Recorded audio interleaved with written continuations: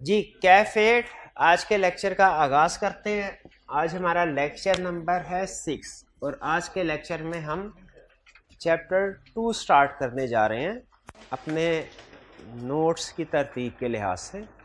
ये जो chapter numbering मैं आपके साथ शेयर करता हूँ, चैप्टर नंबर 1, 2, 3, ये याद रखिएगा, ये आई कैप की बुक के मुताबिक नहीं है, ये हमारी बुक या हमारे नोट्स के मुताबिक है। आई कैप की बुक की तरतीब डिफरेंट है, लेकिन आपको नोट्स के अंदर ही पहले पेज पे यह पता चल जाएगा कि इस चैप्टर के कंसेप्ट्स आई कैप की बुक में किस किस जगह पे डिस्कस किए गए हैं। ठीक है जी। तो आज का लेक्चर की तरफ चलने से पहले कुछ चैप्टर 1 के हवाले से डिस्कशन हो जाए। चैप्टर 1 हमने कंप्लीट कर लिया, इसके मैंने आपको असाइनमेंट दिया जो आपने मंडे को चेक करवानी है। उस असाइनमेंट में एक तो ये जो चैप्टर हमने पढ़ा है, हर लर्निंग ऑब्जेक्टिव के एंड पे कुछ क्वेश्चंस हैं, एक तो ये असाइनमेंट में शामिल है, और फिर एक असाइनमेंट वॉल्यूम 2 के नाम से, ये जिसको हम वॉल्यूम 2 कहते हैं ना, ये आपको अलहदा से सेट मिलता है। ठीक है, असल में मैंने आपको बताया था हमारे ऑडिट के पेपर में दो तरह के क्वेश्चंस होते हैं, एक रिप्रोडक्शन वाले रटे वाले क्वेश्चन और एक होता है केस स्टडीज। तो जो हमारी केस स्टडीज होती हैं वो वॉल्यूम 2 हम उसको कहते हैं, और जो हमारे रिप्रोडक्शन के क्वेश्चन होते हैं रटे वाले वो हमने वॉल्यूम 1 के साथ ही लिखे होते हैं। हाँ, वॉल्यूम 1 में कुछ चंदे केस स्टडीज भी होती हैं, वॉल्यूम 1 में चंदे केस, लेकिन जो केस स्टडी की असल प्रैक्टिस है वो वॉल्यूम 2 में है। तो आपने वॉल्यूम 1 के भी क्वेश्चंस करने हैं और वॉल्यूम 2 के भी क्वेश्चंस करने हैं, रिटन फॉर्म में आप कर सकते हैं। अगर कहीं पे आपको लगे कोई क्वेश्चन डुप्लीकेट हो रहा है, इसका आंसर तो तकरीबन वही है जो पहले, तो स्टिल कोशिश करें कि आप उसको अटेम्प्ट करना। और मेरी रिकमेंडेशन आपको ये है कि ये जितने भी क्वेश्चन हैं, जैसे फर्ज कीजिए टोटल 20 क्वेश्चन हैं, 5 क्वेश्चन वॉल्यूम 2 के फॉर एग्जांपल 4 हैं शायद, और 15-16 क्वेश्चन हैं वॉल्यूम 1 के, तो सारे क्वेश्चन एक ही सिटिंग में नहीं करने। जब कभी आपने प्रैक्टिस करनी है, बेहतर होता है कि इससे डिफरेंट पॉइंट ऑफ टाइम पे प्रैक्टिस करें। यानी अभी आपने 4-5 क्वेश्चंस कर लिए, फिर उसके बाद ब्रेक लगा लें, फिर 4-5 घंटे के बाद दोपहर को या शाम को क्वेश्चंस करें, फिर 4-5 क्वेश्चन कर लिए, फिर उसके बाद ब्रेक लगाएं, ताकि आपका माइंड जो है ना मल्टीपल टाइम प्रोसेस हो। जब प्रोसेसिंग सारी की सारी एक ही टाइम पे हो जाती है ना, तो वो फिर रिवीजन या वो लर्निंग नहीं होती। ठीक है, तो ब्रेक दे के हमेशा पढ़ना बेहतर होता है। इसका ये मतलब नहीं है कि आप 5-5 मिनट की ब्रेक देना शुरू हो जाए, 5 मिनट पढ़ा है 10 मिनट की ब्रेक, 5 मिनट पढ़ा 10 मिनट, ये मतलब नहीं। इसका मतलब है 1.5-2 घंटे आपने पढ़ा, फिर उसके बाद आधे पौने घंटे की ब्रेक, फिर 1.5-2 घंटे पढ़े। ठीक है, ये ज़्यादा बेहतर होता है, आप चीज़ें रिटेन होना शुरू हो जाती है। चैप्टर 1 में या असाइनमेंट के हवाले से कोई क्वेश्चंस पूछना चाहते हो तो पूछ लें। हाँ, इस असाइनमेंट में से कुछ क्वेश्चंस मैंने चुने हुए हैं, वो नेक्स्ट लेक्चर में हम डिस्कस करेंगे, आज नहीं कर रहा। असूली तौर पे तो आज होने चाहिए थे, लेकिन अब चूंकि आपको असाइनमेंट दी हुई है, असाइनमेंट थोड़ी ज़्यादा थी मंडे को, तो वो मंडे को डिस्कस होंगे। आज हम चैप्टर 1 के क्वेश्चंस को डिस्कस करने के बजाय चैप्टर 2 स्टार्ट करने जा रहे हैं।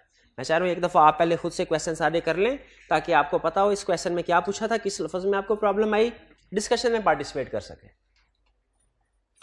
क्लियर? ठीक, कोई क्वेश्चन पूछना चाहते हो तो पूछ लीजिए।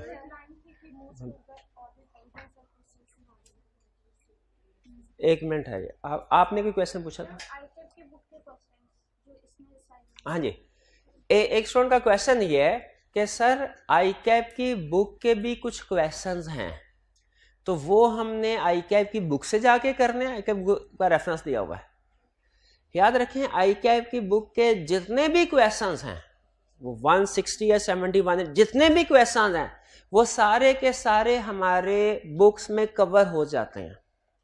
अगर आप हमारी वाली बुक वॉल्यूम 1 और वॉल्यूम 2 दोनों यूज कर रहे हैं, तो आई कैप की बुक का एक एक क्वेश्चन कवर हो जाता है। अच्छा, अगला सवाल यह कि अगर एक एक क्वेश्चन कवर हो जाता है, तो फिर आई कैप के क्वेश्चन बैंक का रेफरेंस देने की क्या जरूरत है? इसलिए कि कुछ स्टूडेंट ऐसे होते हैं जो कि आई कैप की बुक से पढ़ रहे होते हैं। ठीक है, ऑप्शन है ना दोनों, लाजमी तो नहीं है कि आप यही बुक यूज, कंसेप्ट चाहे सेम है, लेकिन अगर कोई स्टूडेंट दूसरी बुक से पढ़ना चाहते हैं, बिल्कुल पढ़ सकता है, कोई प्रॉब्लम।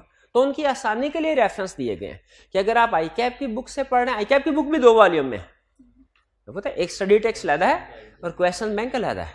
तो उसमें हमने स्टडी टेक्स्ट का भी रेफरेंस दे दिया है और जो क्वेश्चन बैंक के क्वेश्चन का भी रेफरेंस दे दिया है, ताकि जो स्टूडेंट उधर से पढ़ना चाहता है उसके लिए आसानी हो जाए, वो अकॉर्डिंगली उधर से पढ़ता रहे। ठीक है, आपने जो स्टूडेंट हमारे बुक्स या वॉल्यूम यूज कर रहे हैं उन्हें आईकैप की तरफ जाने की कतन कोई जरूरत नहीं है। सारे सेशन में उन स्टूडेंट्स ने किताब आईकैप की खोल के भी नहीं देखनी।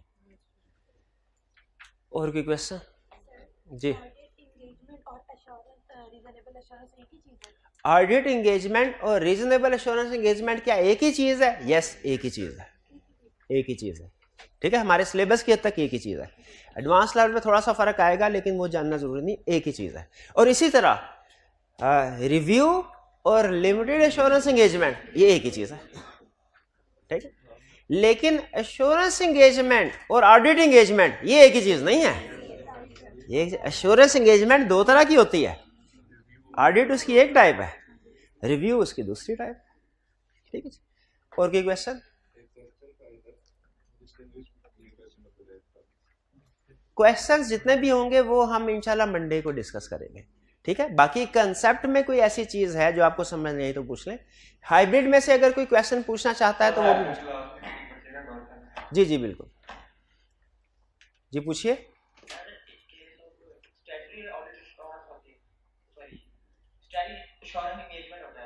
जी जी, उसमें हमेशा लिमिटेड एश्योरेंस होती है या रीजनेबल एश्योरेंस होती है या दोनों हो सकते हैं? जी जी, मैं एक्सप्लेन करता हूँ। इनका क्वेश्चन ये है स्टूडेंट का कि सर जो स्टैट्यूटरी ऑडिट होगा इसमें रीजनेबल एश्योरेंस दी जाती है, लिमिटेड एश्योरेंस, या दोनों में से कोई भी दे सकते हैं? याद रखे क्वेश्चन के अंदर ही आंसर छुपा है, स्टैट्यूटरी ऑडिट, स्टैट्यूटरी ऑडिट। तो इसका मतलब है इसमें कौन सी एश्योरेंस होगी? हमेशा रीजनेबल एश्योरेंस होगी। तो स्टैट्यूटरी ऑडिट में हमेशा रीजनेबल एश्योरेंस दी जाती है। ठीक है, और अगर ये जिन स्टूडेंट ने क्वेश्चन पूछा इन्हीं से दूसरा क्वेश्चन मेरा, अगर स्टैट्यूटरी रिव्यू हो तो इसमें बताइए कौन सा लेवल ऑफ एश्योरेंस दिया जाता है? नहीं, जिन स्टूडेंट से क्वेश्चन पूछा था हाइब्रिड में उन्हीं से। जी भाई बताइए। हाँ, लिमिटेड होगा, शाबाश। ठीक है, तो ऑडिट चाहे स्टैट्यूटरी हो चाहे नॉन स्टैट्यूटरी हो, इसमें लेवल ऑफ एश्योरेंस कौन सा होगा? रीजनेबल। और इसी तरह रिव्यू चाहे स्टैट्यूटरी हो चाहे नॉन स्टैट्यूटरी हो, इसमें लेवल ऑफ एश्योरेंस क्या होगा? मॉडरेट या लिमिटेड। ठीक है जी, और कोई क्वेश्चन? जी, अगर टाइम लिमिटेड होगा तभी सैंपलिंग होगी या हर ऑडिट में होगी? देखें, नॉर्मली टाइम लिमिटेड ही होता है, अनलिमिटेड टाइम तो किसी के पास में नहीं है, अनलिमिटेड, इसीलिए सैंपलिंग होती है। लेकिन फर्ज कीजिए अगर टाइम अनलिमिटेड है, अगर टाइम अनलिमिटेड है तो आप सैंपलिंग की बजाय 100% टेस्टिंग भी कर सकते हैं। जब सैंपलिंग नहीं करेंगे तो इसका मतलब क्या होगा? 100% टेस्टिंग, 100% टेस्टिंग कर सकते हैं। बल्कि आपकी इस बात से मुझे एक याद आ गया क्वेश्चन, आईकैप का एक मेंबर था चार्टर्ड अकाउंटेंट जो प्रैक्टिस करते हैं यानी फर्म में जिनकी, उसने क्वेश्चन पूछा था आईकैप से कि हमारा एक क्लाइंट है, छोटा सा क्लाइंट है, चंद एक ट्रांजैक्शंस हैं, उसने हमें कहा है कि आप हमारी सारी की सारी ट्रांजैक्शन को चेक करो, क्या हम एब्सोल्यूट एश्योरेंस दे सकते हैं? 100% ट्रांजैक्शन ने कहा, हालांकि हमारी इनहेरेंट लिमिटेशन की रीजन है, हाँ, इसका आईकैप ने जवाब दिया था नहीं दे सकते, चाहे आप सारी की सारी ट्रांजैक्शन क्यों ना चेक कर रहे हैं, नहीं दे सकते। क्यों नहीं दे सकते? क्योंकि दूसरे लिमिटेशंस भी तो हैं। आप ठीक है प्रोविजन फॉर बैड डेट को भी चेक करेंगे, लेकिन क्या उसको 100% एक्यूरेसी के साथ चेक कर सकते हैं? नहीं कर सकते, क्योंकि फ्यूचर पे बेस कर रहे हैं। ठीक है, तो टाइम एंड कॉस्ट लिमिटेशन सिर्फ एक रीजन है इनहेरेंट लिमिटेशन में से। अगर इसको आप खत्म कर भी दें तो स्टिल बाकी की इनहेरेंट लिमिटेशन की रीजन तो है, तो इसीलिए आप एब्सोल्यूट एश्योरेंस कभी भी प्रोवाइड नहीं कर सकते। क्लियर हो गया जी? जी, और कोई क्वेश्चन? जी, मटीरियलिटी का कंसेप्ट क्या एरर या फ्रॉड के लिए सेम होता है?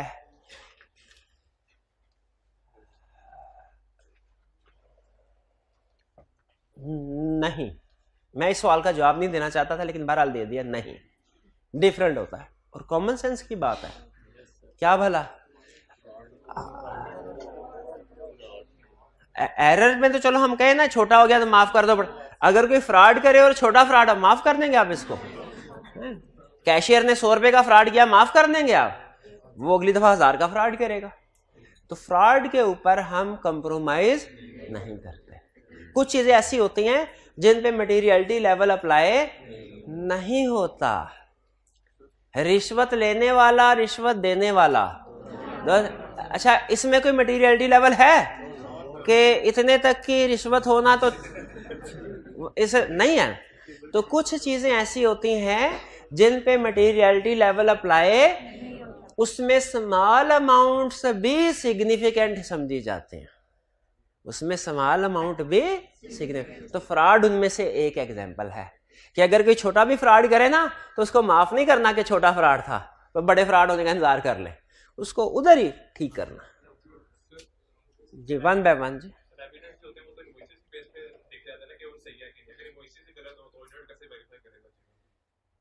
उनका क्वेश्चन यह है कि सर एविडेंस की हमने जब एग्जांपल्स पढ़ी हैं तो उसमें ज्यादातर एग्जांपल में इनवॉइसेस थे, तो अगर इनवॉइसेस ठीक बनी हुई हैं तब तो हमें एविडेंस मिल गया और हमने अनमॉडिफाइड रिपोर्ट दे दी। अगर इनवॉइसेस ही गलत बनी हुई हैं तो फिर हमें एविडेंस कैसे मिलेगा? जो आप सुनिए, अगर इनवॉइसेस ही गलत बनी हुई हैं तो यह भी एक एविडेंस है। क्या एविडेंस है? कि फाइनेंशियल स्टेटमेंट्स गलत है। ये भी एविडेंस तो है। ये भी किस चीज का एविडेंस है? फाइनेंशियल स्टेटमेंट्स गलत है। इस सूरत में हम मॉडिफाइड रिपोर्ट देंगे। हाँ, ये कैसे वेरीफाई करेगा इनवॉइसेस ठीक है कि गलत? अच्छा, ये ना आप थोड़ा सा ऑडिट की डिटेल में जा रहे हैं, मैं भी टॉपिक का हिस्सा नहीं था लेकिन आप कह रहे हैं तो मैं आपके क्वेश्चन को लेके चल रहा हूं। तो अगर थोड़ा सा आज का टॉपिक रह जाए तो परेशान नहीं होना आपने, ठीक है? वैसे हमारी कोशिश होगी ये कवर हो जाए सारा, लेकिन क्योंकि अंडरस्टैंडिंग ज्यादा अहम है। इनका क्वेश्चन ये है कि क्या क्वेश्चन था? हाँ, इनवॉइसेस गलत है तो ऑडिटर को कैसे पता चलेगा कि इनवॉइसेस गलत है? देखिए, इनवॉइस बनी है, फर्ज कीजिए 1000 यूनिट सेल किए एट द रेट ऑफ ₹20। अब अगर क्लाइंट ने इसको कर दिया है 10,000 units at the rate of 200, invoice गलत बनी है, तो कैसे साबित होगा कि गलत है? यही है ना, हम एज ऑडिटर क्लाइंट को जाके कहते हैं सर आपकी सेल्स अकाउंट में एक बड़ी सेल्स की फिगर आ रही है, ये 2 मिलियन की, इसको निकाल ले। क्लाइंट हमें ये इनवॉइस देगा। आपका क्या ख्याल है, हम सिर्फ एक एविडेंस में सिर्फ एक ही चीज चेक करते हैं कि मल्टीपल सोर्सेज से मल्टीपल एविडेंस लेते हैं? मल्टीपल। जब इनवॉइस हमारे सामने आती है ना, हम उसे कहते हैं ठीक है सर ये इनवॉइस अकाउंट के साथ मैच हो गई, लेकिन ये इनवॉइस भी तो गलत हो सकती है, जरा इसके गुड्स डिस्पैच नोट तो सेल हुई है तो गुड डिस्पैच नोट भी तो बना होगा ना, इसका गुड डिस्पैच नोट भी दिखाए जिसमें पता चले हमें इतनी ही क्वांटिटी डिस्पैच हुई है कि नहीं। अगर फर्क है तो वहां से पता चल जाएगा। और फिर हम कहेंगे कि जो रेट है ये सही है कि नहीं, इसका तो एग्रीमेंट हुआ होगा आपका। भाई जब भी सेल होती है उससे पहले एग्रीमेंट होता है ना बायर और सेलर का, रिटर्न फॉर्म। हम कहेंगे वो सेल्स ऑर्डर दिखाओ, सेल्स एग्रीमेंट दिखाओ, वहां से फिर रेट कंफर्म करते हैं। तो ये सारी चीज याद रखिए, इनवॉइसेस को हम चेक करते हैं और हमें पता चल जाता है। जितना ज्यादा नीचे डॉक्यूमेंट्स को चेक करते जाएंगे ना, इसे हम कहते हैं सपोर्टिंग डॉक्यूमेंट। जितना ज्यादा सपोर्टिंग डॉक्यूमेंट्स को चेक करते जाएंगे आप उतना ही ज्यादा श्योर होते जाएंगे कि ये ठीक है। जहां पे आपको रीजनेबल एश्योरेंस मिल जाए कि ये सेल्स, वहां पे रुक जाए। जैसे अब आगे आप ये भी कह, मेरी तसल्ली इतनी कुछ चेकिंग के बाद हो जाएगी, लेकिन हो सकता है आप ये कहें सर सेल्स एग्रीमेंट भी तो हो सकता है गलत हो सकता है गुड डिस्पैच नोट भी तो गलत हो। अगर आपको तो आप इसका मजीद सपोर्टिंग डॉक्यूमेंट भी चेक कर सकते हैं, ठीक है? वो आपकी अपनी जजमेंट है। लेकिन याद रखें, हमें अगर लगे कि कोई चीज गलत हो सकती है तो हम उसको मजीद फर्दर सपोर्टिंग डॉक्यूमेंट्स के जरिए से कंफर्म करते हैं, वेरीफाई करते हैं। क्लियर जी? और इसको सिर्फ इतना ध्यान में रखें, मैंने जो बताया ना कि फ्रॉड पे मटेरियलिटी लेवल अप्लाई नहीं होता। कुछ ट्रांजैक्शन ऐसी हैं जिन पे मटेरियलिटी लेवल अप्लाई नहीं होता। इसका मतलब क्या है भला? कि कुछ ट्रांजैक्शन ऐसी हैं जो 1% ऑफ प्रॉफिट की भी हो ना, या इवन 0.1% ऑफ प्रॉफिट की भी हो, उनको भी हम मटेरियल समझते हैं। लेकिन ये कौन से केसेस हैं, ये अभी आपने नहीं सोचना, अभी ना सोचें। अभी सिर्फ जिस लेवल पे मैं लेके जा रहा हूं ना, जिस तरीके से सोचवा रहा हूं आपको, उसी तरीके से सोचें।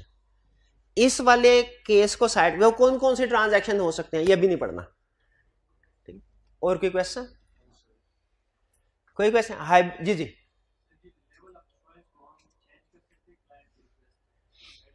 ये अच्छा क्वेश्चन है, इसका जवाब भी एक जगह पे लिखा हुआ है। क्या लेवल ऑफ एश्योरेंस को चेंज किया जा सकता है? यानी क्लाइंट ने शुरू में कहा रीजनेबल एश्योरेंस और बाद में कहा सर लिमिटेड, या शुरू में कहा सर लिमिटेड एश्योरेंस, बाद में कहा रीजनेबल। याद रखिएगा, ऑडिट में हर चीज चेंज हो सकती है, लेकिन इसकी प्रॉपर जस्टिफिकेशन होनी चाहिए। अगर रीजनेबल जस्टिफिकेशन है तो लेवल ऑफ एश्योरेंस चेंज हो सकता है ड्यूरिंग ऑडिट। अगर रीजनेबल जस्टिफिकेशन नहीं है तो नहीं चेंज होगा। ठीक है, ये बात समझे? आप मुझे बताइए, आप ऑडिट का सब्जेक्ट पढ़ने आए, कुछ दिनों के बाद आपने कॉलेज वालों से कहा नहीं मैंने तो कॉस्ट में शिफ्ट करवाना है या मैंने टैक्स में शिफ्ट करवाना है, क्या कॉलेज वाले कर देंगे? पूछेंगे क्या रीजन? अगर रीजनेबल जस्टिफिकेशन हुई फिर आपको शिफ्ट कर दिया जाएगा, वरना नहीं किया। अगर आप कहें सर मेरा कंफ्लिक्ट आ रहा है, मेरा दूसरा सब्जेक्ट भी है, इसकी क्लास लेता हूं, तो दूसरा जो है वो 15-20 मिनट का गैप आ जाता है, कॉलेज वाले कहेंगे बिल्कुल ये रीजनेबल जस्टिफिकेशन ओके करो। और अगर आप कहें नहीं सर मेरा दोस्त भी उस क्लास में है तो मैं उसके बगैर मुझे लेक्चर की समझ नहीं आती, तो रीजनेबल जस्टिफिकेशन नहीं है, कॉलेज वाले शिफ्ट करेंगे क्या? एग्जैक्टली उसी तरह जब क्लाइंट हमारे पास आता है ना, हम याद रखिएगा हम क्लाइंट के अपॉइंटेड तो हैं, हम क्लाइंट के नौकर नहीं है। हमने इंटरनेशनल स्टैंडर्ड्स के असूलों के मुताबिक काम करना होता है, क्लाइंट के इंस्ट्रक्शंस के मुताबिक काम नहीं करना होता। ठीक है, अब आप डॉक्टर के पास जाते हैं, ये आप डिसाइड करते हैं किस डॉक्टर के पास जाना है, लेकिन जिसके पास भी जाते हैं आप उसको इंस्ट्रक्शन नहीं देते कि भाई इधर से छुरी, इधर से टांगा कर, ये कर, वो कर। वो कहता है भाई ये मेरी किताबों में लिखा हुआ है, ये मेरे पे छोड़ दे। अपॉइंट आप करते हैं उसको, लेकिन काम वो अपने असूलों के मुताबिक करता है। उसी तरह हम ऑडिटर है, अपॉइंट हमें क्लाइंट करेंगे, शेयर होल्डर्स करेंगे, लेकिन ये नहीं कि हम शेयर होल्डर के इशारों पे काम कर रहे हो। हम इंटरनेशनल स्टैंडर्ड्स के मुताबिक काम करते हैं, और इंटरनेशनल स्टैंडर्ड्स ये कहते हैं क्लाइंट कभी भी कोई भी चीज चेंज करने को कहे ना, तो आपने देखना उसकी रीजनेबल जस्टिफिकेशन अगर है तो चेंज करना, वरना चेंज नहीं करना। क्लियर हो गया क्वेश्चन मेरे भाई का? अगर अच्छा देखें, अगर काम कंप्लीट हो जाए तो फिर तो नहीं ना। अगर सारा सेशन खत्म हो गया और फिर स्टूडेंट ने कहा जी मुझे लॉ में ट्रांसफर कर दे, कॉलेज वाले एक लगे सारा सेशन खत्म हो गया, अब कहां ट्रांसफर करें? तो जब रीजनेबल एश्योरेंस कंप्लीट हो गई, रिपोर्ट क्लाइंट को दे दी, उसके बाद तो चेंज हो ही नहीं, सवाल ही पैदा नहीं होता उसके बाद चेंज होने का। हाँ, लिमिटेड से रीजनेबल से लिमिटेड में भी आ सकते हैं, लेकिन ये बाद में पढ़ेंगे, क्योंकि अगर इस सवाल का जवाब दूंगा ना तो इसमें एक और फिर आपने सवाल पूछना है आगे। ठीक है, सवाल से सवाल नहीं, अभी सिर्फ इतना ध्यान में रखे कि ड्यूरिंग एंगेजमेंट रीजनेबल एश्योरेंस से लिमिटेड या लिमिटेड से रीजनेबल पे जाया जा सकता, या आसान कर देता हूं, ऑडिट से रिव्यू या रिव्यू से ऑडिट कन्वर्जन हो सकते हैं। ठीक है, लेकिन खत्म होने से पहले, इसको हम कहते हैं ड्यूरिंग एंगेजमेंट। जी,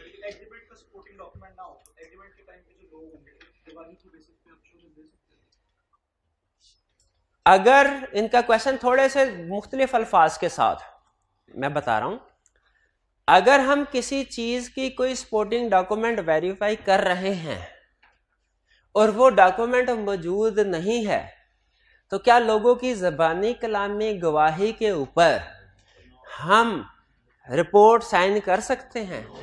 नहीं, नहीं, एविडेंस होगा तो करेंगे, ज़बानी कलामी बातों पर, वरना तो मैनेजमेंट ज़बानी कलामी आपको कह देगी सर सारा कुछ ठीक है, कुछ भी नहीं हमारे पास, कुछ भी नहीं हमारे पास और सारा कुछ ठीक है, एविडेंस के बेस पे।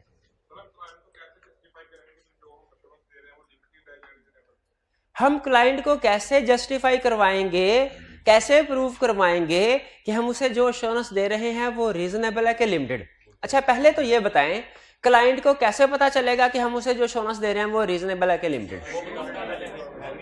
एक तो पहले एग्रीमेंट हो सकता है हम एग्रीमेंट रीजनेबल का करें, एश्योरेंस लिमिटेड देते हैं, उसे कैसे पता चलेगा? एग्रीमेंट में लिखा, रिपोर्ट से, रिपोर्ट के अंदर कंक्लूजन लिखा होता है, कंक्लूजन में वो वर्डिंग पढ़ता है, उसे पता चल जाता है। अगर तो वर्डिंग है ना, in our opinion financial statements give true and fair view, उसे पता चल जाएगा रीजनेबल एश्योरेंस है। अगर रिपोर्ट के अंदर वर्डिंग है based on nothing has come to, उसे पता चल जाएगा लिमिटेड। ये बात समझ आ गई? आगे चले। क्या ऐसा हो सकता है कि हमने एश्योरेंस तो रिपोर्ट में रीजनेबल की दी हो, एविडेंस इकट्ठा लिमिटेड का किया हो? कुछ ऑडिटर करते हैं ये काम और गलत करते हैं। होना नहीं चाहिए, हो सकता है, होना नहीं चाहिए लेकिन हो सकता। इस समय हमें कौन पकड़ेगा भला? क्लाइंट नहीं पकड़ता, SECP और ICAP। आपको पता है ऑडिटर्स का भी ऑडिट होता है, ऑडिटर्स का भी ऑडिट होता है, इसे कहते हैं क्वालिटी कंट्रोल रिव्यू। ये कौन करता है भला? ये ICAP और SECP करते हैं मिलकर, ठीक है। तो अगर हमने कोई काम करना था नहीं किया और क्लाइंट को झूठ मूठ गलत रिपोर्ट देती, तो इसमें क्लाइंट का कसूर नहीं माना जाएगा, किसका माना जाएगा? ऑडिटर का।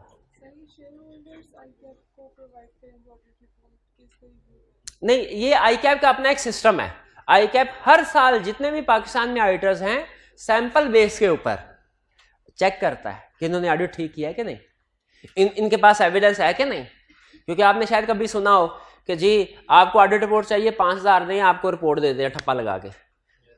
बाज़ औक़ात आपने शायद कभी सुना हो, कभी कभार ऐसा सुनने में आता है। तो वो होती है रिपोर्ट बगैर एविडेंस के।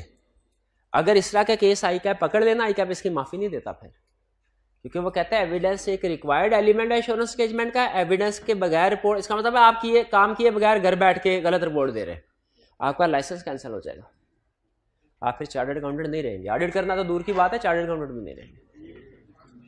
जी और कोई क्वेश्चन?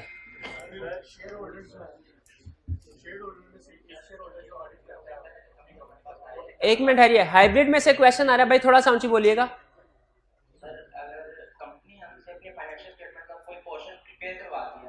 उसी कंपनी के ऑडिटर है इनके, तो उसके अंदर इंटेंडेड पार्टी ऑडिटर सेम नहीं आ जाएगा? क्या क्वेश्चन इनका ये है कि अगर कंपनी हमसे ही फाइनेंशियल स्टेटमेंट्स प्रिपेयर करवाती है और फिर बाद में हम ही इसका ऑडिट करते हैं, तो अच्छा इतना क्वेश्चन हुआ ना, मैं यहीं पे रुक गया, इससे आगे मैंने नहीं सुना। क्यों भला? मैं सुना था वैसे, लेकिन मैंने गौर नहीं किया। ये पॉसिबल ही नहीं है, ये पॉसिबल है। और अगर कहीं पे ऐसा होता है तो गलत है कहीं पे, क्योंकि जो बंदा फाइनेंशियल स्टेटमेंट बना रहा है वो तो एक तरह से मैनेजमेंट बन गया ना, वो तो एक तरह से मैनेजमेंट बन गया, तो वो इंडिपेंडेंट नहीं रहा, वो खुद से अब उस फाइनेंशियल स्टेटमेंट्स को चेक नहीं कर। ये एग्जांपल ऐसे ही है जैसे आपसे कहा जाए टेस्ट दो, जब आप टेस्ट देते हैं तो आपसे कहा जाए इसको चेक भी करो, आप कभी गलती निकालेंगे कोई? कभी भी। तो जो फाइनेंशियल स्टेटमेंट प्रिपेयर कर रहा है, अगर उसी को कह दिया जाए कि चेक करो, तो वो कोई गलती निकालेगा कभी? कभी भी नहीं। तो ऐसा नहीं किया जाता, ऐसा करना गलत है। सर मैं पूछ रहा था कि पूरी फाइनेंशियल स्टेटमेंट नहीं तैयार की हमने, मींस अगर हमें उन्होंने कह दिया कि इन्वेंटरी का पोर्शन फ्लैट पोर्शन, उन्होंने कहा कि ये पोर्शन आप हमें तैयार कर दें, इसमें हमारे कुछ है। जी जी जी। बाद में हमने जो ऑडिट किया वो तो पूरी फाइनेंशियल स्टेटमेंट का किया है, प्रिपेयर पूरी नहीं की हमने, उसका लिमिटेड पोर्शन प्रिपेयर किया। जी जी। देखिए, हम फाइनेंशियल स्टेटमेंट में याद रखिए एक नुक्ता भी नहीं लगा सकते। एक एरिया तो दूर की बात है, सेल्स या परचेज का एरिया, या बैलेंस शीट सिर्फ प्रिपेयर करना बाकी ना करना, या सिर्फ डेटर्स प्रिपेयर करना बाकी, ये तो दूर की बात है। हम एज ऑडिटर फाइनेंशियल स्टेटमेंट्स में एक नुक्ता भी, क्योंकि ये प्रिपरेशन ऑफ फाइनेंशियल स्टेटमेंट में आ जाएगा, तो हमारा एक कोड ऑफ एथिक्स है, वो कहता है कि जो ऑडिटर्स हैं, एक्सटर्नल ऑडिटर्स हैं, वो फाइनेंशियल स्टेटमेंट और अल्फाज इस्तेमाल करता है और पार्ट ऑफ फाइनेंशियल स्टेटमेंट नहीं कर सकते, प्रिपेयर नहीं कर सकते। वो आगे क्या होता है, आगे चलेंगे। देखिए, अभी मैंने सारे स्टूडेंट को साथ लेके चलना है। बाज़ औक़ात कुछ कंसेप्ट की आगे कहानियां भी हैं, कुछ एक्सेप्शंस भी हैं, वो मैं अभी बताना शुरू कर दूंगा ना, आप कम्प्लेक्स हो जाएंगे। कुछ स्टूडेंट ने ऐसे शायद पहले उन्होंने कंसेप्ट है उनके पास, लेकिन वो उसको मैं डिस्कस नहीं कर रहा। और कोई क्वेश्चन? इंटरनल ऑडिटर और एक्सटर्नल ऑडिटर के बारे में बता दो। एक्सटर्नल ऑडिटर है। अगला समझ गए कंसेप्ट? इंटरनल ऑडिटर नहीं, सच बात है, मजाक नहीं कर। यानी कहने का मतलब ये एक्सटर्नल ऑडिटर एक एक्सटर्नल पार्टी है। इंटरनल ऑडिटर असल में एम्प्लॉय ऑफ द कंपनी है, जो चार्टर्ड अकाउंटेंट भी है, मैनेजमेंट। वो खुद से भी चेकिंग कर सकता है तो कर ले। अच्छा, आपको एक मजे की बात बताऊं, समटाइम्स इंटरनल ऑडिटर ज्यादा कंपिटेंट होता है एक्सटर्नल ऑडिटर से, और कंपिटेंट ना भी हो, उसके पास नॉलेज, उसके पास इंफॉर्मेशन, उसके पास उस ऑर्गेनाइजेशन का वर्क एक्सपीरियंस एक्सटर्नल ऑडिटर से ज्यादा होता है। लेकिन स्टिल सारी दुनिया इंटरनल ऑडिटर की किसी बात, किसी रिपोर्ट पे एतबार नहीं करते, सिर्फ एक्सटर्नल ऑडिटर की बात पे एतबार। क्यों? एक रीजन की वजह से, इंडिपेंडेंट होना इतना अहम है। अगर एक्सटर्नल ऑडिटर इंडिपेंडेंट नहीं है ना, तो लोग कहते हैं भाई तुम्हारा आने की क्या जरूरत थी, फिर तो इंटरनल ऑडिटर तुमसे बेहतर काम कर लेता। ठीक है जी। तो इंटरनल ऑडिटर अगर वही काम करे जो एक्सटर्नल ऑडिटर करेगा, तो फिर भी याद रखें वो एश्योरेंस एंगेजमेंट नहीं कहलाएगी, क्योंकि उसमें 3 पार्टीज नहीं है, वो इंडिपेंडेंट नहीं है। इंटरनल ऑडिटर वैसे रखते हैं फिर अपनी कंपनी के मैनेजर। हाँ, इंटरनल ऑडिटर दूसरे कुछ कामों के लिए रखते हैं, वो मैनेजमेंट अपनी तसल्ली के लिए रखती है। क्योंकि असल में एक्सटर्नल ऑडिटर ना साल के बाद आता है 3-4 महीने के लिए, बाकी के 8-9 महीनों में वो नहीं होता। तो अगर कंपनी ने बाकी की चीजों की भी वेरिफिकेशन या कुछ और एक्स्ट्रा काम करवाने हो, तो फिर इंटरनल ऑडिटर को रख लिया जाता है। ठीक है। हाँ, क्या अगर शेयर होल्डर भी चार्टर्ड अकाउंटेंट हो और वो ऑडिट करे, क्या वो भी डिपेंडेंट? यस, वो भी डिपेंडेंट हो जाएगा। ठीक है, हमने ये पढ़ा था ना कि ऑडिटर को ना मैनेजमेंट का रिलेटिव होना चाहिए, ना शेयर होल्डर का रिलेटिव होना चाहिए। और क्या क्वेश्चन? जी, गोइंग कंसर्न क्या होता है? ये मैंने अल्लाह जानता है लफ्ज मुंह से अभी तक बोला ही नहीं, इसको छोड़े, मुझे नहीं पता क्या है गोइंग कंसर्न। नहीं, मैं पढ़ के आया ना, मुझे नहीं पता क्या। अच्छा चले, आ जाए। अब चलते हैं आज के लेक्चर। आपको याद होगा हमने elements of assurance engagement study किए। 5 एलिमेंट्स थे: 3 party relationship, subject matter, suitable criteria, evidence, written assurance report. अगर आप ऑडिट को समझना चाहते हैं या रिव्यू को समझना चाहते हैं, इन 5 एलिमेंट को समझ लें।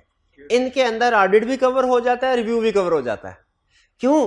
क्योंकि चाहे ऑडिट एंगेजमेंट है, चाहे रिव्यू एंगेजमेंट है, कोई से भी एश्योरेंस एंगेजमेंट हो, उसमें ये 5 एलिमेंट, ये 5 चीजें हैं जो मिलकर ऑडिट या रिव्यू एंगेजमेंट बनाते हैं। तो अगर आप इन 5 चीजों को स्टडी कर लें, तो इसका मतलब है आपने ऑडिट या रिव्यू को स्टडी कर लिया। और हमारे पूरे ऑडिट में सारी की सारी गेम, जितने भी ऑडिट के कंसेप्ट, वो इन्हीं 5 चीजों के गिर्द घूम रहे होते हैं। ठीक है, इन्हीं 5 चीजों के गिर्द। कौन कौन सी चीजें? 3 parties, subject matter, suitable criteria, evidence, report. अब हमने अगले कुछ लेक्चर्स में इन्हीं कंसेप्ट्स को, इन्हीं एलिमेंट्स को 1 बाय 1 डिटेल में स्टडी करना है। तरतीब थोड़ी डिफरेंट होगी, आगे पीछे होगी, लेकिन इन्हीं कंसेप्ट को हम डिस्कस कर रहे होंगे। आज के लेक्चर में हम 2 एलिमेंट स्टडी कर रहे हैं, उन 5 में से 2 एलिमेंट्स। पहला एलिमेंट है सब्जेक्ट मैटर, और दूसरा एलिमेंट है सूटेबल क्राइटेरिया।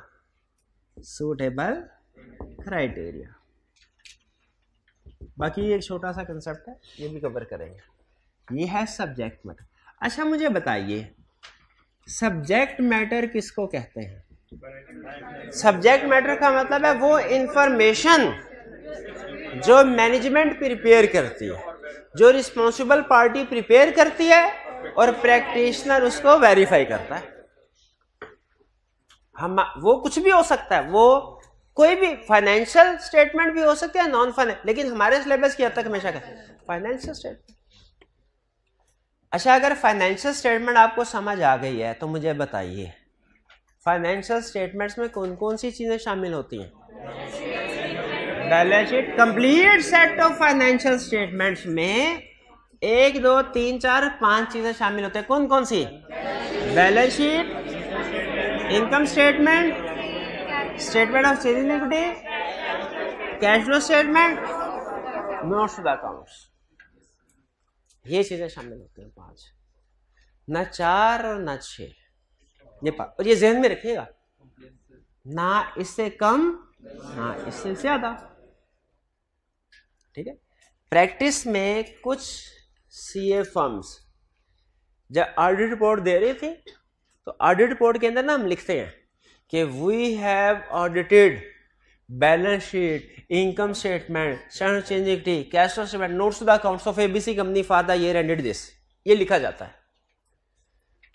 तो प्रैक्टिस में ये रियल केस बता रहा हूं, कुछ कंपनीज कैश फ्लो स्टेटमेंट नहीं बनाते थे, कैश फ्लो स्टेटमेंट नहीं बनाते, तो ऑडिटर ये लिखते, ऑडिटर कहते हैं अच्छा बनाई नहीं कैश फ्लो स्टेटमेंट, तो ठीक है हम अपनी वर्डिंग चेंज कर देते हैं, हम कहते हैं we have audited balance sheet, income statement, statement of change in equity और नोट्स लगा, कैश फ्लो स्टेटमेंट मिस कर देते हैं।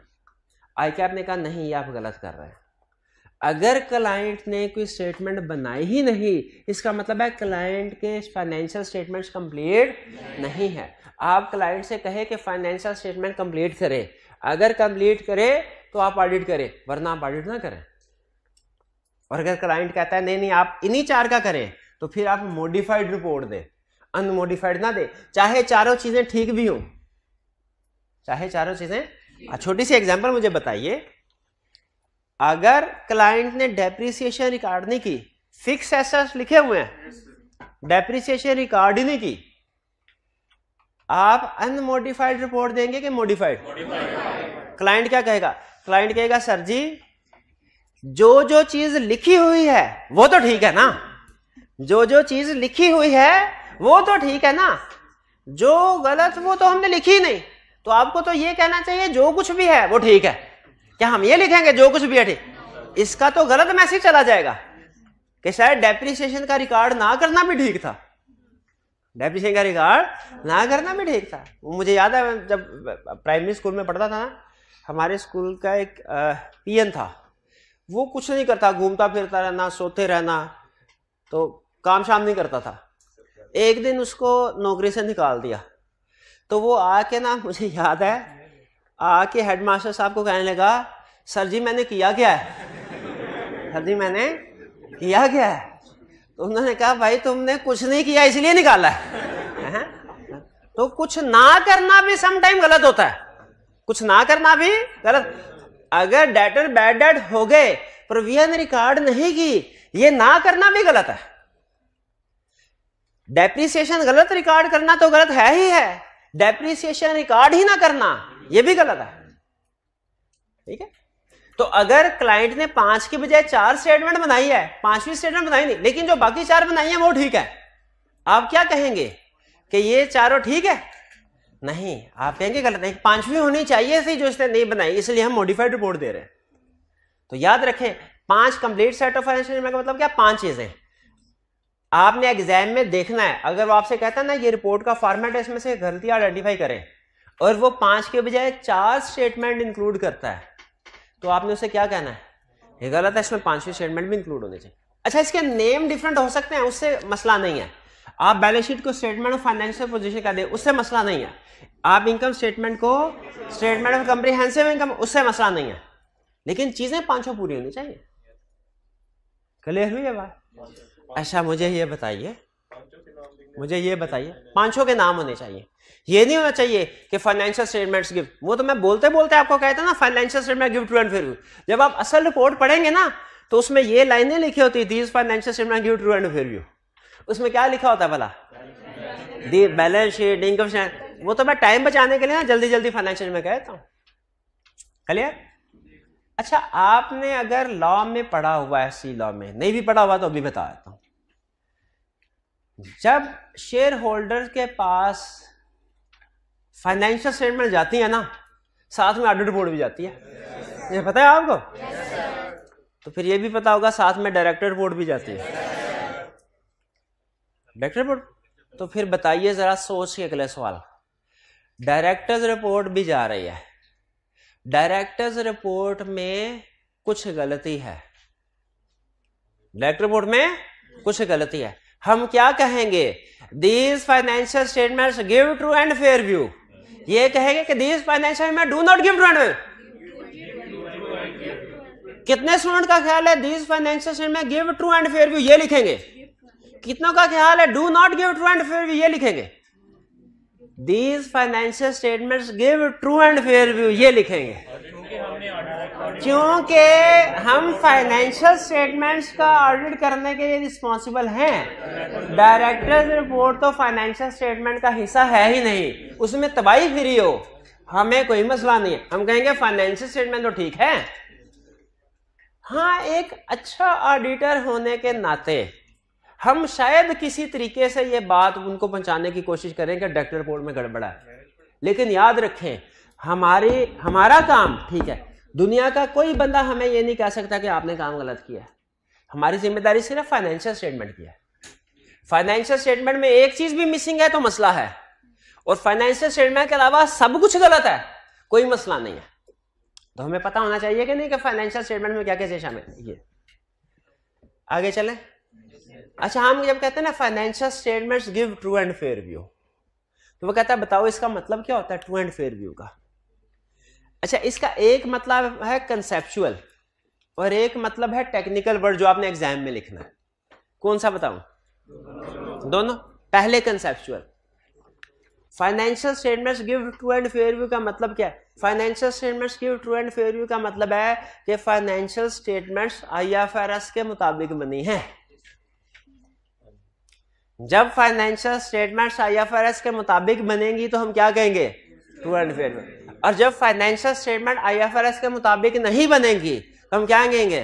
Financial statement do not give true and fair view. आपने आईएफआरएस पढ़े हैं? कोई एक आईएफआरएस का नंबर बताएं। 16 की कोई एक रिक्वायरमेंट बता दे। फिक्स एसेट वाला है ना, प्रॉपर्टी प्लांट इक्विपमेंट। कोई आईएएस की कोई कर ले, आईएएस की रिक्वायरमेंट बताएं कोई, कि वो ये कहता है कि कुछ डिस्क्लोजर्स होने चाहिए, यही कहता है ना। अगर वो डिस्क्लोजर्स हैं फाइनेंशियल स्टेटमेंट में तो हम क्या कहेंगे? Financial statements give. और अगर वो डिस्क्लोजर्स नहीं है do not give true and fair view. यह है कंसेप्चुअल में ट्रू एंड फेयर व्यू। लेकिन एग्जाम में जब आए तो आपने कैसे लिखना है? आपने लिखना है पहली चीज, ट्रू एंड फेयर व्यू का वर्ड कहीं पे भी डिफाइन नहीं हुआ, ना अकाउंटिंग स्टैंडर्ड्स में, ना ऑडिटिंग स्टैंडर्ड्स में, ना लॉ में। इसलिए नॉर्मली हम इस पे अपनी जजमेंट अप्लाई करेंगे। भी ऐसे होता है ना, जो चीज कहीं पे डिफाइन ना हो उसमें जजमेंट अप्लाई होती है कि नहीं होती? तो कहता है generally true means free from error, fair means free from undue bias in financial statements. ठीक है। और चूंकि ये टर्म कहीं पे डिफाइन नहीं हुई, इसीलिए financial statements true and fair view present करती हैं कि नहीं, ये डिसीजन करते हुए हमें अपनी जजमेंट को यूज करना पड़ता है। हमें अपनी जजमेंट को यूज करना पड़ता है। ये बात समझ आ रही? चले, इसका सिर्फ रट्टा लगाएं, छोड़े इसको। ये क्लियर हो गया? अब इसमें अब बहुत अहम कंसेप्ट आगे हम डिस्कस करने जा रहे हैं। Financial reporting framework. फ्रेमवर्क कह ले या क्राइटेरिया कह ले, एक ही बात है। ठीक है। फाइनेंशियल रिपोर्टिंग फ्रेमवर्क का मतलब है, फाइनेंशियल रिपोर्टिंग कहते हैं फाइनेंशियल स्टेटमेंट्स को। फाइनेंशियल स्टेटमेंट्स प्रिपेयर करने के लिए रूल्स एंड रेगुलेशन। फ्रेमवर्क तो आपने इससे पहले भी कई दफा शायद वर्ड सुना। इसका मतलब पता है रूल, वो ऐसी चीज जिसमें रूल्स वगैरह लिखे होते हैं। तो फाइनेंशियल रिपोर्टिंग फ्रेमवर्क का मतलब है वो rules and regulations to prepare financial statements. Financial reporting framework का मतलब क्या है? Rules and regulations to prepare financial statement. यानी हम फाइनेंशियल स्टेटमेंट्स किन रूल्स के मुताबिक बनाएंगे? हमसे मुराद मैनेजमेंट है। मैनेजमेंट फाइनेंशियल स्टेटमेंट्स बनाएगी, कुछ ना कुछ रूल्स के मुताबिक बनाएगी, उसे कहते हैं फाइनेंशियल रिपोर्टिंग फ्रेमवर्क। क्या दुनिया में फाइनेंशियल रिपोर्टिंग फ्रेमवर्क की एक ही टाइप है? बहुत सी टाइप्स हैं। फाइनेंशियल रिपोर्टिंग फ्रेमवर्क को डिफरेंट टाइप्स में क्लासिफाई किया जाता है। कुछ फाइनेंशियल रिपोर्टिंग फ्रेमवर्क हैं जो कि आम आवाम के लिए बनाए जाते हैं। अच्छा, आपने कॉस्ट पढ़ी है? कॉस्ट, उसमें कंसेप्ट होता है टाइप्स ऑफ कॉस्ट। एक होता है फिक्स कॉस्ट और वेरिएबल कॉस्ट। कुछ और भी टाइप्स होती हैं।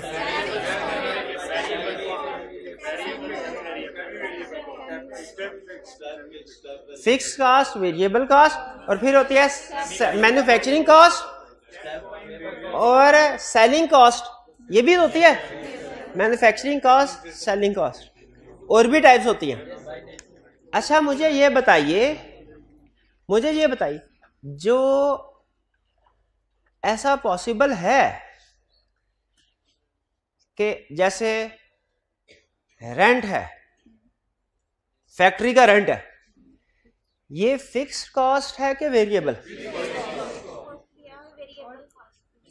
ये फिक्स कॉस्ट है। अच्छा, आगे चलें, ये मैन्युफैक्चरिंग कॉस्ट है कि सेलिंग एडमिन कॉस्ट है?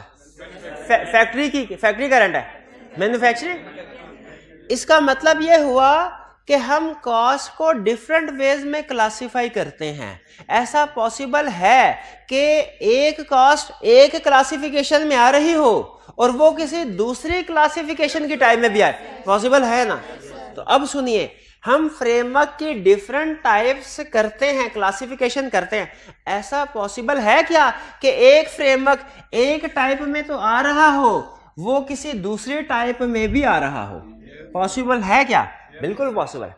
तो फ्रेमवर्क को क्लासिफाई करने की एक टाइप है कि फ्रेमवर्क जनरल पर्पस है कि स्पेशल पर्पस, और एक टाइप है कि फ्रेमवर्क फेयर प्रेजेंटेशन है कि कंप्लायंस फ्रेमवर्क है।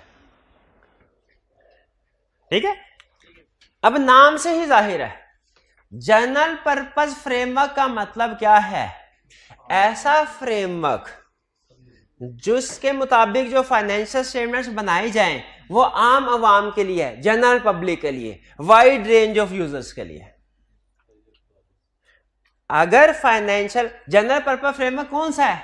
जो ऐसी फाइनेंशियल स्टेटमेंट्स बनाता है जिसमें ऐसे रूल्स एंड रेगुलेशन लिखे हैं कि जो आप उनके मुताबिक फाइनेंशियल स्टेटमेंट बनाएंगे वो आम आवाम के लिए होंगी, वाइड रेंज ऑफ यूजर्स के लिए। और स्पेशल पर्पस फ्रेमवर्क ये ऐसा फ्रेमवर्क है जो किसी स्पेसिफिक यूजर के लिए बनाया जाता है, वो बाकी यूजर्स के लिए नहीं है।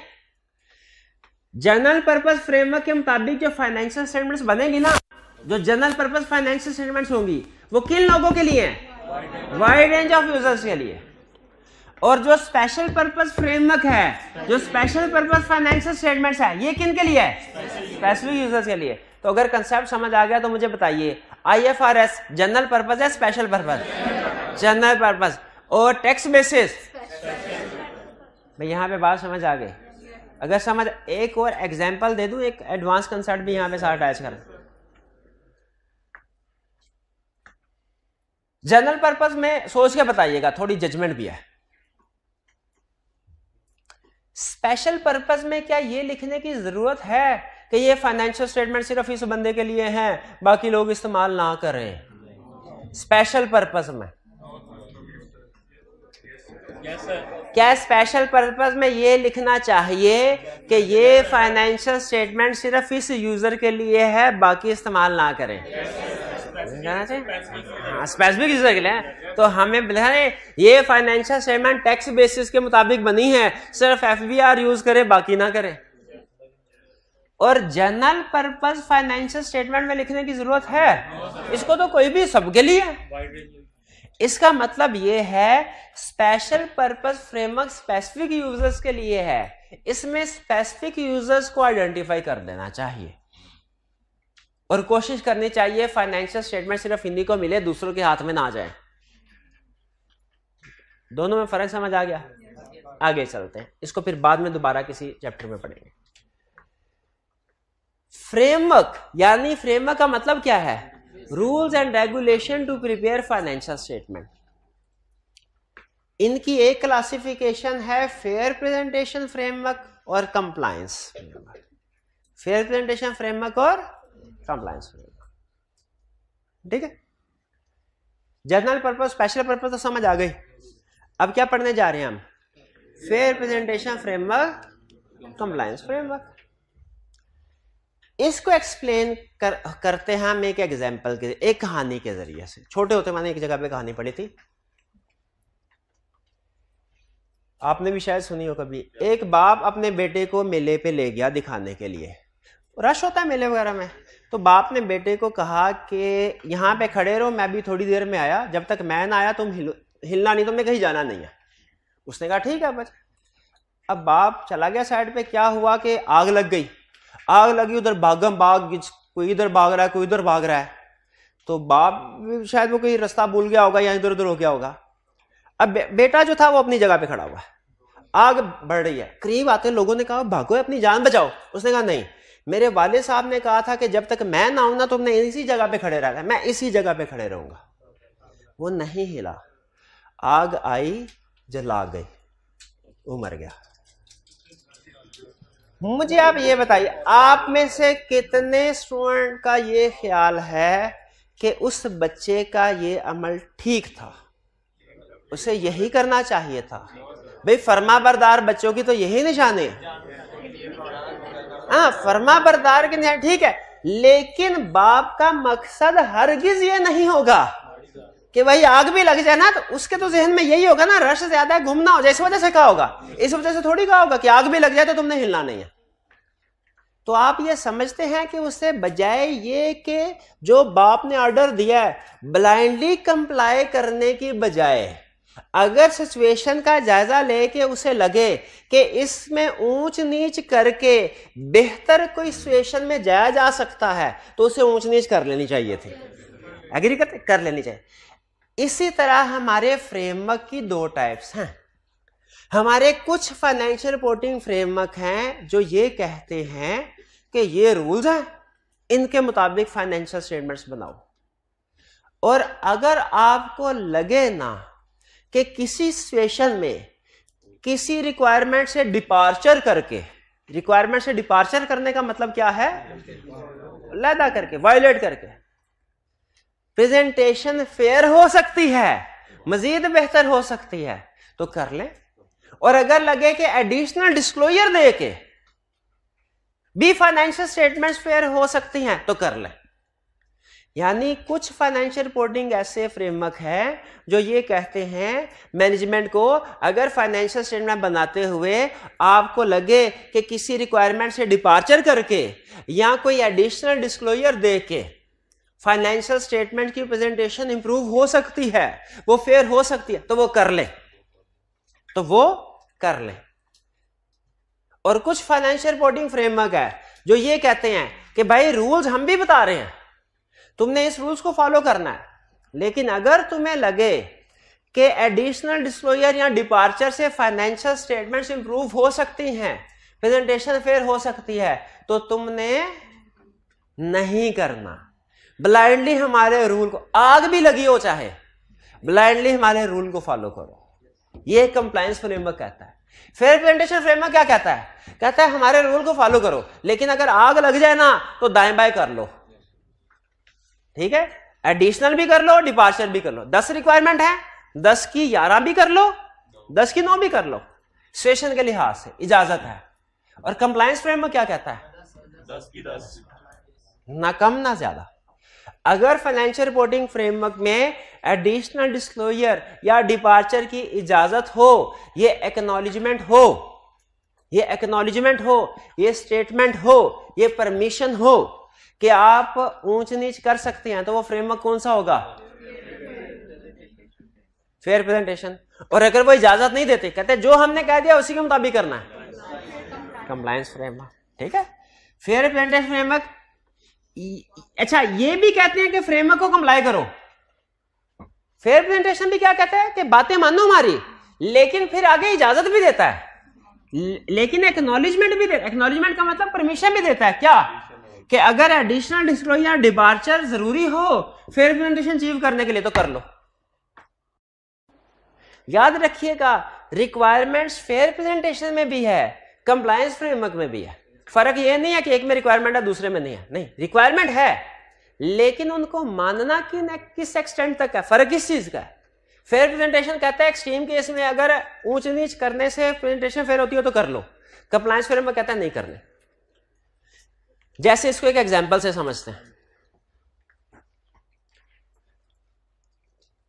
आईएफआरएस वाले ये कहते हैं अकाउंटिंग पॉलिसीज को कंसिस्टेंटली अप्लाई होना चाहिए। ये आईएस स्टेट में पढ़ा होगा आपने। लेकिन साथ ही साथ वो ये भी कहते हैं कि अगर कभी अकाउंटिंग पॉलिसी चेंज होने से फाइनेंशियल स्टेटमेंट्स का व्यू फेयर होता हो, फेयर प्रेजेंटेशन अचीव होती हो, तो वो कर ले। आप बताइए, जितनी अकाउंटिंग आपने पढ़ी है, अकाउंटिंग पॉलिसीज चेंज करने की इजाजत है कि नहीं? तो बताइए, इस रिक्वायरमेंट को सामने रख के बताइए, आईएफआरएस फेयर रिप्रेजेंटेशन है कि कंप्लायंस? Fair representation. और अगर टैक्स वालों को हम ये कहें कि सर अगर हमारी सारी इनकम को एग्जेम्प्ट कर देना तो फाइनेंशियल स्टेटमेंट बहुत ही फेयर प्रेजेंट होगी, एफबीआर वाले इजाजत देते हैं? कहते हैं जो रूल हमने बता दिया ना उसी के मुताबिक काम करना है, ना एक चीज कम ना एक चीज ज्यादा। अगर हमारे ख्याल में कोई ऊंच नीच करने से प्रेजेंटेशन फेयर होती भी हो तो वो इजाजत नहीं देते। यह है कंप्लायंस फ्रेमवर्क। फर्क समझ आया आप? चलिए, एंड में एक क्वेश्चंस आपको, 2 स्टेटमेंट दे रहा हूं। अच्छा, ये वाली बात अब चूंकि क्वेश्चन ज्यादा हो गए थे तो ये एप्लीकेबल फाइनेंशियल रिपोर्टिंग फ्रेमवर्क की बात हम नेक्स्ट लेक्चर में पढ़ेंगे। ठीक है, मैं आपके सामने 2 स्टेटमेंट दे रहा हूं। अगर आपने इसका जवाब ठीक बता दिया, इसका मतलब है जो कुछ मैंने समझाना था आपको समझ आ गया। 2 स्टेटमेंट्स। मैनेजमेंट ने अपनी फाइनेंशियल स्टेटमेंट, ऑडिटर ने अपनी रिपोर्ट में ओपिनियन दिया है, वो मैं ओपिनियन आपके सामने रख रहा हूं। ऑडिट रिपोर्ट के अंदर से कुछ लाइंस उठा के आपके सामने रख रहा हूं। आपने बताना है ये जो ऑडिट रिपोर्ट है ये किस फ्रेमवर्क की फाइनेंशियल स्टेटमेंट्स को ऑडिट करते हुए बनाई गई है। ठीक है, सुने, एक ऑडिट रिपोर्ट हमने पढ़ी, उस पर लिखा हुआ था these financial statements have been prepared for ABC bank only and should not be used for any other purpose. General purpose नहीं। और एक रिपोर्ट थी उसमें इस तरह की कोई भी बात नहीं लिखी हुई थी। अच्छा, ना ही ये लिखा हुआ था कि ये किसी खास बंदे के लिए है और ना ही ये लिखा हुआ था कि ये सबके लिए है। इसका मतलब क्या? वो सबके लिए। शाबाश, दोनों में फर्क समझ आ गया। अगली एग्जांपल लिखा हुआ है These financial statements have been prepared in accordance with international financial reporting standards and give true and fair view. बल्कि अच्छा नहीं, मैं चेंज कर लूं, आईएफआरएस से आपको पता चल गया फौरन। हाँ, These financial statements have been prepared in accordance with rules and regulations in company A. बस यहां पे खत्म, कंप्लाइन। और अब सुने, These financial statements have been prepared in accordance with rules and regulations in country A and respectively give true and fair view. याद रखे, अब टेक्निकल बात बता रहा हूं। कंप्लायंस फ्रेमवर्क में हम सिर्फ कंप्लायंस शो करते हैं, कि फाइनेंशियल स्टेटमेंट इस फ्रेमवर्क के मुताबिक है, आगे कुछ नहीं कहते। जबकि फेयर प्रेजेंटेशन फ्रेमवर्क में हम ये भी कहते हैं कि these financial statements have been prepared in accordance with this framework, और आगे ये भी लिखते हैं and financial statement give true and, इसलिए कि हमने फेयर प्रेजेंटेशन में फ्रेमवर्क को भी कंप्लाई किया है, साथ में ट्रू एंड फेयर व्यू को भी देखा है। कंप्लायंस फ्रेमवर्क में कभी भी ट्रू एंड फेयर व्यू का वर्ड नहीं आता, फेयर प्रेजेंटेशन में हमेशा ट्रू एंड फेयर व्यू का वर्ड आता है। सबसे बड़ा डिफरेंस हुआ, अगर आपके सामने कभी भी कोई भी रिपोर्ट आ जाए ना और आपने देखना हो कि ये कंप्लायंस फ्रेमवर्क के मुताबिक है या फेयर प्रेजेंटेशन के मुताबिक है, आप उसका ओपिनियन पढ़े और देखे उसमें फेयर प्रेजेंटेशन की बात कर रहा है कि नहीं, ट्रू एंड फेयर व्यू की बात कर रहा है कि नहीं। अगर उसमें फेयर का वर्ड आ गया इसका मतलब है फेयर प्रेजेंटेशन है, और अगर सिर्फ उसने इतना ही लिखा this financial statement have been prepared in accordance with this framework, आगे साइलेंट, तो फिर वो कंप्लायंस फ्रेमवर्क होगा। ये बात समझ आई? तो अब मुझे बताइए, अगर आपके सामने कोई स्टेटमेंट लिखी जाए तो क्या आप इस काबिल है बता सके कि ये जनरल पर्पस है कि स्पेशल पर्पस, ये फेयर प्रेजेंटेशन है कि कंप्लायंस फ्रेमवर्क? चले, अभी सिर्फ आपको टाइप्स ऑफ फ्रेमवर्क बताइए, आगे अब इनके मुताबिक वर्डिंग में क्या चेंज आता है वो भी ज़बानी कलामी बता दिया, लेकिन रिटन फॉर्म में भी हम पढ़ेंगे, अभी नहीं आगे चल के। चलिए एग्जांपल देखिए कि इनकम हम रिमूव कर दें, इसकी क्या एग्जांपल होगी? प्रैक्टिकली कोई फाइनेंशियल स्टेटमेंट है, आईएफआरएस फेयर व्यू हम देना चाह रहे हैं, कोई एग्जांपल है? अगर आप आईएफआरएस की सारी रिक्वायरमेंट्स को पूरा करते हैं तो वो फेयर प्रेजेंटेशन हो जाते हैं। चेंज करना चाह रहे हैं, वो चेंज क्या? हाँ, अगर चेंज करना चाहे, हाँ ये